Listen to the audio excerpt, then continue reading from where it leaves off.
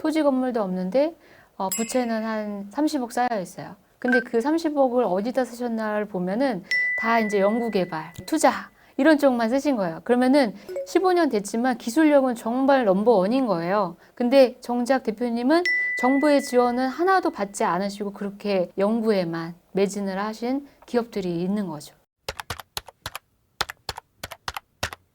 기업발전연구소 김창섭 소장입니다. 오늘은 20년 동안 수많은 기업을 컨설팅, 코칭하면서 희노애락도 있고 보람도 있고 아픔도 있으실 텐데요. 우리 연구원님 간단한 자기소개 좀 부탁드립니다. 안녕하세요. 저는 중소기업 대표님 컨설팅을 진행하고 있는 이은경 전문위원입니다. 저는 17년간 한 4천여 건의 대표님들 미팅을 진행을 했고요. 그리고 주로 절세를 많이 도와드렸고, 그 다음에 지원금에 관련된 많은 법인을 설립한다든지 어떤 구성을 해서 지금도 현재 일을 열심히 하고 있는 이은경이라고 합니다. 네, 반갑습니다. 환영하고요. 반갑습니다. 오늘 법인을 어떻게 만들고 어떻게 설립하느냐에 따라서 가는 길이 매우 달라질 것 같은데 네. 최근에 이슈가 다양하죠. 네. 이 분야에 대해서 오늘 주제를 갖고 나오신 걸로 제가 알고 있는데요. 네. 간단하게 좀 설명 부탁합니다. 네. 제가 긴 시간을 일을 하다 보니까 이제 대표님들 만나면 이제 고민하시는 부분이 있으세요. 근데 저를 만나는 타이밍이 보통 다 법인을 설립하시고 나서 지원금을 한 개도 못 받는다. 이렇게 이제 고민을 하시는 대표님도 계시고, 그리고 법인을 설립해서 한 10년 넘게 하셨는데 세금이 너무 많아서 절세를 해야 되는데 어떻게 해야 되는지 고민하시는 대표님들이 많거든요.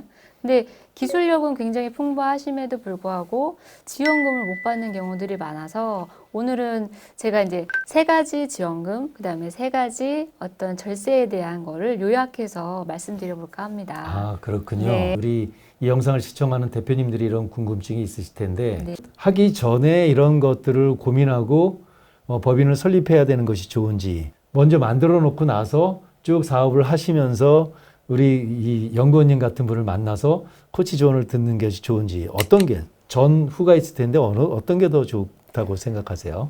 물론 이제 실무하고 실전에서 대표님이 회사를 운영하시는 거면 이제 그런 것들을 많이 생각하시지 못하세요. 법인을 설립하기 전에도 뭔가 급하시니까 어떤 이제 상품 매출이 있는데 제조 매출 어떤 이렇게 제조 라인을 만들어서 신규 법인을 만들어야 되는데 그 안에 지원금이나 절세에 대해서 생각할 겨를조차 없으시고 누가 중간에 그런 타이밍에 뭐 이렇게 기장 세무사님이나 도움 주시면 좋겠지만 또 그런 거를 이렇게 알아보시지 못하는 경우가 많아서 물론 이제 전문가와 상의하시고 법인을 설립하시는 게 추천드립니다. 그래야 지원금도 많이 받으실 수 있는데 보통 그렇지 못하세요. 그래서 유리하신 거는 법인을 설립하기 전에라도 한 번쯤 그런 것들을 어떻게 하면 좋겠냐 전문가하고 상의하시는 게 훨씬 이득이 많으신 것 같습니다. 네. 그렇군요.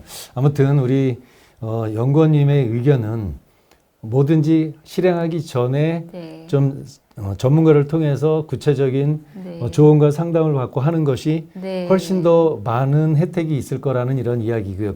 그렇다면 네. 이런 질문도 예비 창업 단계에서 상의 받는 것도 있겠지만 네. 이미 사업이 3년 혹은 5년, 7년 이렇게 진행된 기업인 경우라면 돌이킬 네. 수 없을 텐데 그런 네. 경우는 어떤 솔루션이 없는 걸까요? 어떤 걸까요?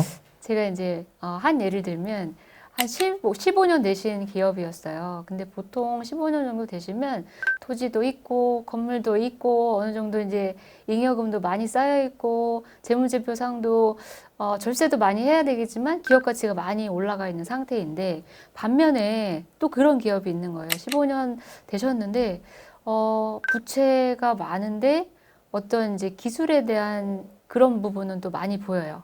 연구비가 많이 들어갔다든지 그런데 토지 건물도 없는데 부채는 한 30억 쌓여 있어요. 근데 그 30억을 어디다 쓰셨나를 보면은 다 이제 연구개발, 그 다음에 이제 투자 이런 쪽만 쓰신 거예요. 그러면은 이미 15년 됐지만 기술력은 정말 넘버원인 거예요. 근데 정작 대표님은 정부의 지원은 하나도 받지 않으시고 그렇게 10년 동안 연구에만 매진을 하신 기업들이 있는 거죠. 그런 기업을 보면 지금은 받을 수 없지만 앞으로 이 기술력을 갖고 어떤 지원금을 받을 수 있는 것들을 같이 연구해드리는 거죠. 뭐든지 설립하기 전에 예비 창업 단계에서 네. 정확한 전문가의 진단을 받고 할 때 가장 큰 혜택을 받기도 하지만 네. 그러나 10년, 20년 오래된 업력의 네. 중장년 기업의 대표님이라 하더라도 네. 기업의 내용에 따라서 새롭게 전략적인 창업이라고 해야 될까요? 네, 이런 맞습니다. 선택지를 할 수 있는 이런 솔루션이 있다는 얘기라고 이렇게 네. 이해하면 되겠군요. 네. 그렇다면 기업이 법인을 설립하게 되면 받을 수 있는 어떤 지원금 3가지 지원금 전략이라고 했는데요. 네. 어떠한 내용이 있을까요? 지원금 네. 3가지 전략 좀 한번 소개해 주세요. 네.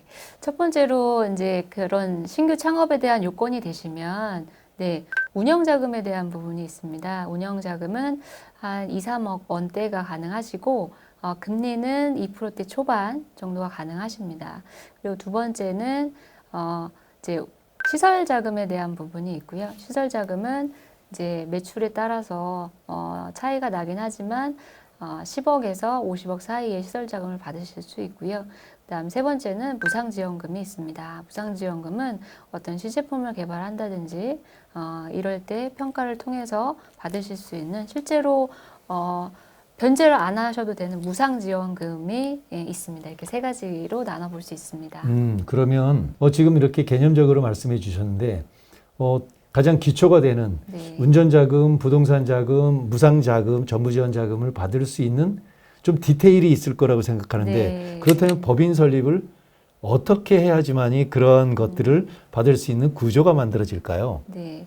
예를 들어서 아까 이제 15년 넘게 기술만 연구하신 대표님이 계신데 그러면은 창업을 그 대표님은 하실 수 없는 거잖아요. 신규 창업이나 청년 창업이나 예비 창업이나 그렇죠. 재기 창업은 가능하실 수 있겠지만 지금 뭐 사업이 망하신 것도 아니고 잘 현존하고 계신 거고 그러면 이 기술을 갖고 좀 자녀분을 활용해서 신규 창업을 하실 수 있는데 이때 아까 이제 조건이나 이런 것들 중에서 가장 중요한 조건 3가지를 말씀드릴게요. 그거는 일단 업력이 중요합니다. 대표님은 기술력도 있고 조건은 다 갖추고 계시지만 지금 현재 안 되는 건 업력이 일단 15년이 넘으신 거죠. 보통 이렇게 지원을 받으시려고 하면 신규 창업과 동시에 3년 안에 어떤 90% 이상의 지원금이 발생을 합니다. 그러니까 신규 창업이나 초기 예비 창업에 집중적으로 지원금이 아무래도 몰려 있는 거죠. 예. 이 대목에서 좀 궁금한 네. 내용들이 있을 텐데 새롭게 창업한 기업들은 아무래도 여러 가지 위험 요소가 맞습니다. 상존하잖아요. 네. 그런데 오히려 네. 뭐 10년 이상 된 기업들은 네. 비교적 안정적일 텐데 네. 오래된 기업에게 지원은 적고 네. 또 지금 창업하는 기업에게 기회가 많을까요? 네. 네. 왜 이런 걸까요? 7년 정도면 어느 정도 정부에서는 많이 지원을 했고 그 이후에는 혼자 스스로 좀 독립을 할 수 있겠다라는 평가를 하는 거고요. 그리고 신규 창업의 그러니까 이게 청산율이 훨씬 높습니다. 그래서 신규에 창업하시는 분들한테 지원이 많이 가야지 새로운 기술력이나 이런 것들이 많이 발전을 할 수 있어서 그러니까 어린아이들한테 어떤 더 많은 교육과 더 가르침을 줘야 되는 것과 같습니다. 보통 이제 초등학교 들어가면 7살 초등학교 들어갈 때까지는 뭐 부모가 엄청 케어를 많이 하듯이 중소기업도 신규 창업은 잘 모르시고 그다음에 어떤 자본력도 딸리시니까 그런 부분을 더 충분히 기존 기업보다 많이 혜택을 주는 거라고 보시면 될 것 같습니다. 대한민국의 네. 미래를 위해서 네. 중장년에 투자한다라기보다 네. 오히려 어린 젊은 세대나 네. 이런 데 교육과 이런 기회에 투자하는 것처럼 기업도 네, 똑같습니다. 오래된 네. 기업보다 이제 막 탄생한 이런 이 청년 기업에게 네. 어떤 초기 창업 기업에게 투자하는 거라고 네, 보면 되겠네요. 맞습니다. 이해했습니다. 맞습니다. 가끔씩 그런 의문이 우리 대표님들이 주시는 것 같아요. 왜 오래된 기업 우리 세금도 많이 내는데 왜 지원 안 하고 우리 세금도 얼마 안 내는데 하느냐 이런 푸념이 가끔 있기 때문에 그랬는데 네. 전적으로 이해했습니다. 네. 자, 그러면 또 업종에 대해서도 국가가 이런 네. 그런 테두리를 가이드라인을 두고 있는데 네. 업종에 대해서도 간단하게 좀 이야기 좀 해주세요. 네.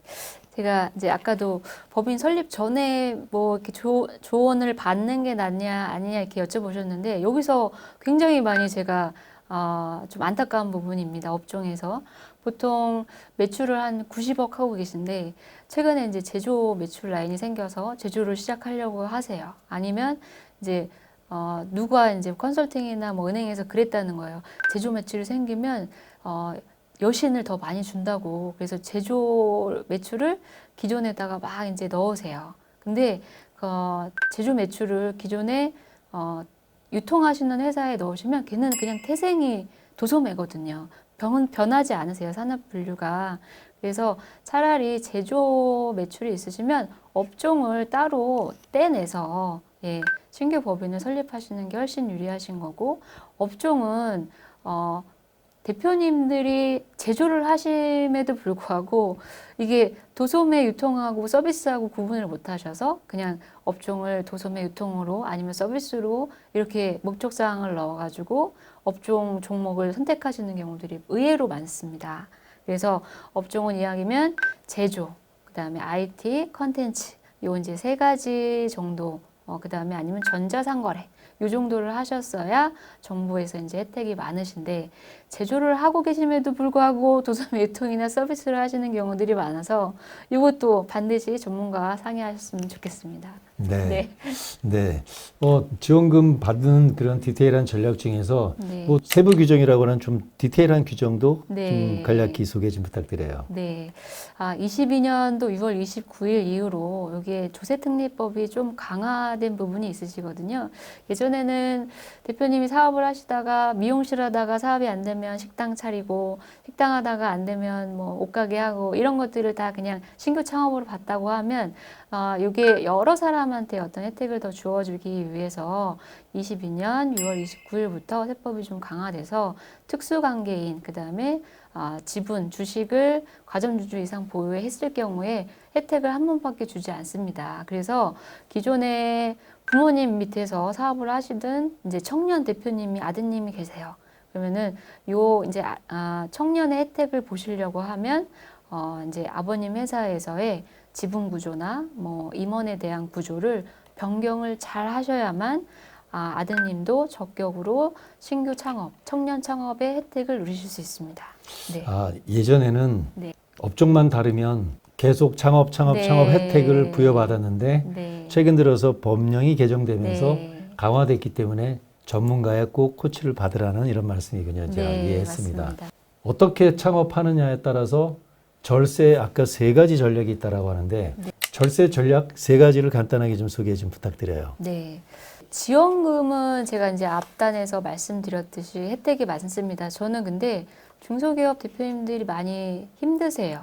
처음에 창업을 해서 고용을 창출하기에 자금이 들고 시제품을 만들고 또 중간에 뭐 어떤 시설이나 뭐 이런 걸 늘리시려면 계속 자금이 들어가는데 중간중간 경색이 발생을 하거든요. 그거를 다 대출로만 메꾸기에는 성공하기가 너무 어려운 거예요. 그래서 적절한 정부의 지원금을 좀 활용하셔서 사업을 더 매출을 활성화시킬 수 있다면 좋을 것 같고 그 다음으로는 좀 따져보셔야 되는 게 내가 그렇게 해서 성장을 잘 시켰는데 반 이상의 세금으로 나간다고 하면 이 또한 대표님들이 조금 마음 아프실 것 같아서 세 가지 이제 절세 부분을 말씀드리면요.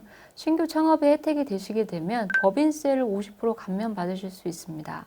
만약에 청년이시고 과밀 억제권 밖에 설립을 하시면 법인세 100% 감면을 받으실 수가 있고요. 그 다음에 아까 시설에 대한 자금을 받으실 때 보증서가 끊기는 부분하고 그 다음에 이제 시설 자금을 받으실 때 취득세가 있으세요. 그래서 과밀 억제권 바뀌시면 75% 취득세 감면을 또 받으실 수 있고요. 그 다음에 중과 감면 혜택을 받으실 수 있습니다. 그리고 또 하나는 재산세에 대한 부분인데요. 3년 동안 재산세가 이제 100% 면제되시고 나머지 2년 동안은 50%만 내시면 되니까 그걸 보통 다 따져보시면 한 5억에서 10억 정도의 절세 효과를 보실 수 있습니다. 사실상 우리 대표님들이 사업을 창업을 할 때 이런 것까지 다 고려하면서 하기가 매우 어려운 게 현실인데 네. 저도 이 일을 하고 있지만 이야기할 때랑 막상 네. 또 듣다 보니까 참 우리 대표님들 어렵겠구나라는 생각이 듭니다. 제가 뭐 대한민국의 60만 중소기업을 다 다닐 수는 없을 것 같고요, 선생님. 제가 그거는 저희 기업발전연구소 많이 이제 애청해 주시면 그런 좋은 정보들 받으실 수 있을 것 같고요. 굉장히 이제 상황들이 다르세요. 그래서 그런 것들이 필요하실 때는 아래에 뭐 이제 문의 주시면 제가 일정에 맞춰서 뭐 미팅이 가능할 것 같습니다. 네. 네. 적격 창업 관련해서 절세는 바둑의 포석을 어디다 두느냐에 따라서 네. 갑자기 되고 안 되고 네. 50% 받을 거 못 받고 네. 100% 받을 거 다 날아가기도 하고 하는 네. 이런 요소들이 너무 많기 때문에 반드시 전문가의 코칭을 받으면서 하실 것을 추천드리고요. 절세 전략 중에서 지분 구조가 굉장히 중요하다라고 하는데 어떻게 지분 구조를 짜느냐에 따라서 물론 크게 성장할 기업도 있고 에이 뭐 별로 이렇게 생각하시겠지만 100년을 내다보고 하는 기업 네. 아닙니까? 어떻게 짜는 것이 좋습니까? 제가 이제 적격 창업을 해서 지원금을 받는 것도 중요하지만 요즘에 대표님들이 100년가 기업을 가기 위해서 가업 승계에 대한 부분도 굉장히 관심이 많으시고 23년도 이제 세법이 개정이 되면서 가업 승계 아니면 증여 특례에 대해서 혜택이 많아졌습니다.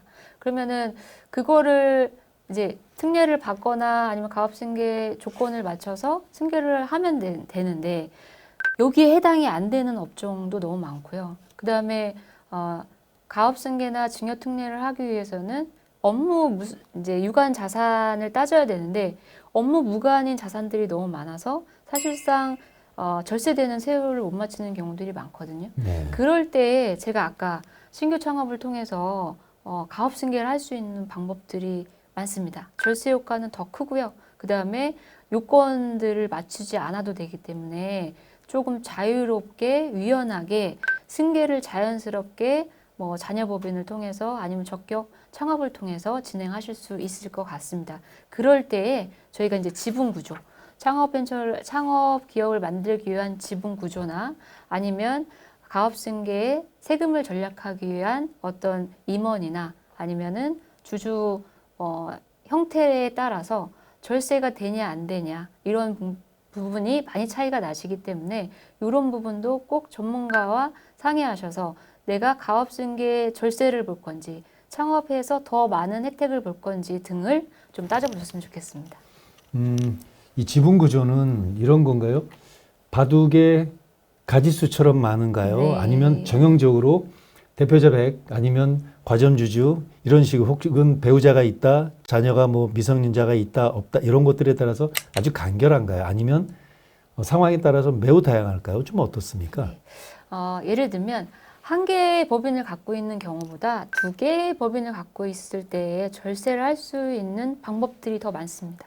그리고 방향성이 지원금을 위주로 갔을 때 더 많은 혜택이 큰 기업이 있고요. 그냥 단순하게 가업 승계를 함에도 불구하고 도소매 유통, 어떤 제조나 기술을 개발할 수 있는 종목이 아니거나 아니면 면허를 갖고 있는 업종이야.